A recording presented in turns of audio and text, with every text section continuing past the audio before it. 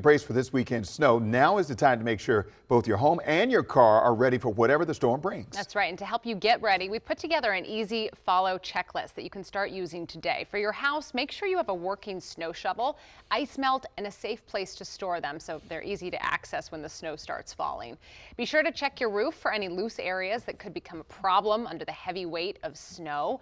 And while you're up there, now's a great time to clear out your gutters and your drains so the melting snow has somewhere to go and it doesn't back up around your home. And don't forget your car. Top off your gas tank, check your windshield wipers and wiper fluid, and make sure you have an ice scraper and snow brush ready to go. You'll also want a few emergency items on hand just in case. A cell phone charger, a blanket, and a first aid kit are the big ones.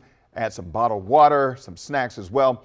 And if you don't have to leave your house during the snowstorm, it's best to just stay at home. Okay, a little prep now can go a long way in keeping you safe and warm through the storm. I was talking to my mom yesterday on the phone, and she was saying, you know what, do a load or two of laundry ahead of the storm That's a good point as well. In case you lose power. I was thinking about that too. Yeah. It's just helpful. Yeah. Good idea.